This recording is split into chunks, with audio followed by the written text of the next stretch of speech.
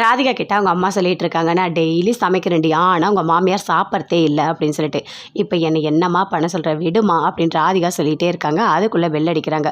உங்கள் வீட்டுக்காரர் தான் வந்திருப்பார் நினைக்கிறேன் அவங்க அம்மாவுக்கு சாப்பாடு கொடுக்க அப்படின்னு போயிட்டு ராதிகாவோட அம்மா கதவை ஓப்பன் பண்ணுறாங்க. பார்த்தா பாக்கியா உள்ளே வராங்க. வந்தோடனே வா பாக்கியா வா வா அப்படின்னு சொல்லிட்டு கூப்பிடுறாங்க.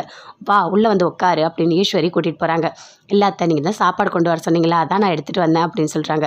குடு பாக்கியா குடு. அப்பப்பப்பப்பா என்ன டேஸ்ட்டு, சாம்பார் சாதம் சூப்பராக இருக்குது பாக்கியா, நல்லா இருக்குது தெரியுமா அப்படின்னு சொல்லிட்டு சாப்பிட்றாங்க. சாப்பிட்டு முடிச்சிட்டோடனே ஐயோ நான் கோபிக்கு ஃபோன் பண்ணிடுறேன், இல்லைனா அவனும் சாப்பாடு எடுத்துகிட்டு வருவான் பாவம் அப்படின்னு கோபிக்கு ஃபோன் பண்ணுறாங்க. இப்போ எனக்கு சாப்பாடு வேணாம் மதியத்துக்கு அப்படின்னு சொல்கிறாங்க. ஏம்மா என்னம்மா ஆச்சு அப்படின்னு சொல்லிட்டு கோபி கேட்குறாரு. இல்லை பாக்கியா சாப்பாடு எடுத்துகிட்டு வந்தா, நான் சாப்பிட்டுட்டேன் அப்படின்னு சொல்கிறாங்க. ஏம்மா பாக்கியா எடுத்துகிட்டு வந்தா அப்படின்னு சொல்லிட்டு கோபி கேட்குறாரு. இதெல்லாம் என்னடா கேள்வி, என் மேலே பாசமாக இருக்கிறதுனால எடுத்துகிட்டு வந்திருக்கா அப்படின்னு சொல்லிட்டு ஈஸ்வரி சொல்கிறாங்க. சரிம்மா அப்படின்னு சொல்லிட்டு கோபி ஃபோனை கட் பண்ணுறாரு. பாக்கியா சாப்பாடெலாம் கொடுத்து முடிச்சிட்டாங்க. சரி அத்தை, நான் போயிட்டு வரேன் பார்த்துக்கோங்க அப்படின்னு சொல்லிட்டு அங்கேருந்து கிளம்புறாங்க. பார்த்து போ பாக்கியா அப்படின்னு சொல்லிட்டு ஈஸ்வரி சொல்லிட்டுருக்காங்க. அங்கேருந்து ராதிகா வராங்க. வந்தவொடனே எதுக்காக பாக்கியா இங்கே வந்திருக்காங்க அப்படின்னு சொல்லிட்டு கேட்குறாங்க. ஏன் இதில் என்ன இருக்குது, என் மேலே பாசம் இருக்கிறதுல சாப்பாடு கொடுக்க வந்தா அப்படின்னு சொல்லிட்டு ஈஸ்வரி சொல்கிறாங்க. இங்கே பாருங்கள், பாக்கியா இனிமேல் என் வீட்டுக்கு வரக்கூடாது அப்படின்னு சொல்கிறாங்க. ஏன் எதுக்காக, நான் இங்கே இருந்தால் அவள் வரதான் செய்வா அப்படின்னு சொல்லிட்டு ஈஸ்வரி சொல்கிறாங்க. இது என்னோட வீடு, யார் வரணும் யார் வரக்கூடாதுன்னு நான் தான் முடிவு பண்ணணும் அப்படின்னு ராதிகா சொல்கிறாங்க.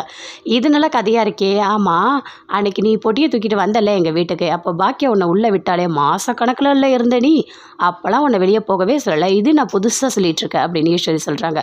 ராதிகாவுக்கு கோவம் வருது. இனிமேல் பாக்கியா இங்கே வரக்கூடாது அப்படின்னு சொல்லிட்டு அங்கேருந்து போய் ஹாலில் உட்காராங்க. கோபி வீட்டுக்கு வராரு. வந்தவொடனே அம்மா என்னம்மா சாப்பிட்டீங்களா அப்படின்னு சொல்லிட்டு கேட்குறாரு. சாப்பிட்டேன்ப்பா. சரிம்மா நான் போயிட்டு வரேன் அப்படின்னு சொல்லிட்டு உள்ளே போய் உட்காராரு. பார்த்தோன்னே ராதிகாவுக்கு பயங்கரமாக கோவம் வருது. கேட்குறாங்க, ஆமாம் பாக்கியா எதுக்காக டெய்லி இங்கே சாப்பாடு எடுத்துகிட்டு வராங்க அப்படின்னு சொல்லிட்டு ராதிகா கேட்குறாங்க. இதில் என்ன இருக்குது, ஏதோ பாசமாக கொண்டு வந்து கொடுக்குறாங்க.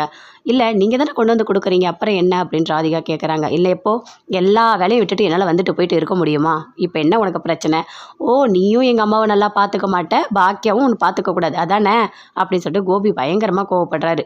எதுக்காக நீங்கள் இப்படி கோவப்பட்டுட்டு இருக்கீங்க அப்படின்னு சொல்லிட்டு ராதிகா கேட்குறாங்க. பின்ன நீ சொல்கிறதுலாம் நல்லாவா இருக்குது, எங்கள் அம்மாவுக்கு யாரும் சாப்பாடு கொடுக்கக்கூடாது, வரக்கூடாது, பார்க்கக்கூடாது ரூல்ஸ் போட்டுன்னு இருக்க அப்படின்னு கோபி சொல்கிறாரு.